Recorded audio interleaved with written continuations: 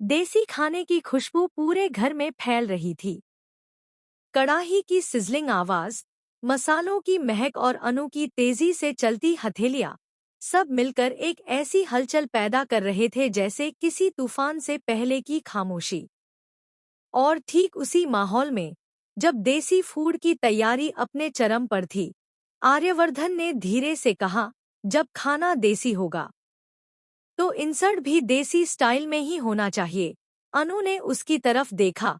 उसकी आंखों में हल्की मुस्कान थी, लेकिन दिल में एक अजीब सी बेचैनी। वह समझ नहीं पा रही थी कि आज आर्यवर्धन इतना अलग क्यों व्यवहार कर रहा है, जैसे उसके हर शब्द के पीछे कोई गहरा मतलब छुपा हो। बैकग्राउंड में हल्का सा संगीत बज रहा था, लेकिन अनु के कानों में सिर्फ आर्यवर्धन की आवाज गूंज रही थी।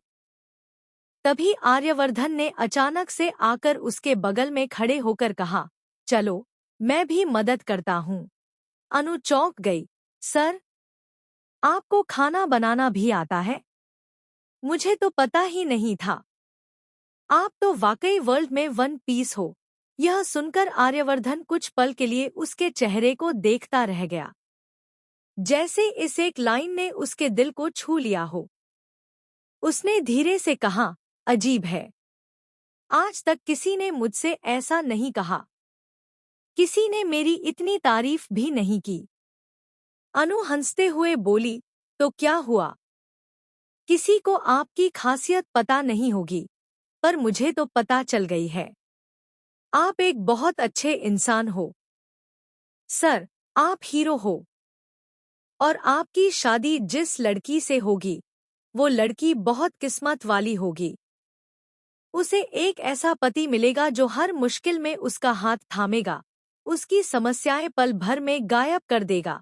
अनु के शब्द, उसकी आंखों की चमक, उसकी मासूमियत, सब मिलकर उस पल को जादुई बना रहे थे। आर्यवर्धन कुछ पल चुप रहा, फिर मुस्कुराया और धीरे से पूछा, पर तुम्हें यह कैसे पता कि मैं एक अच्छा पति बनूंगा? अनु ने तुरंत जवाब दिया, सर, आपको देखकर मेरा दिल बोलता है, आप अच्छे नहीं, बहुत अच्छे पति बनोगे। जैसे ही यह शब्द हवा में तैरकर आर्यवर्धन तक पहुंचे, उसी पल कुछ बदल गया। वह अनु को तीव्र निगाहों से देखता रहा। उसकी आंखों में एक चमक थी, एक निर्णय, एक हिम्मत, और शायद कई दिनों से दबा हुआ इजहार।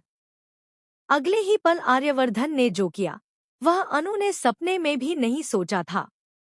वह पीछे मुड़ा, टेबल से एक फूलगोभी उठाई और धीरे धीरे अनु की तरफ बढ़ता गया। अनु के दिल की धड़कन तेज, सांसें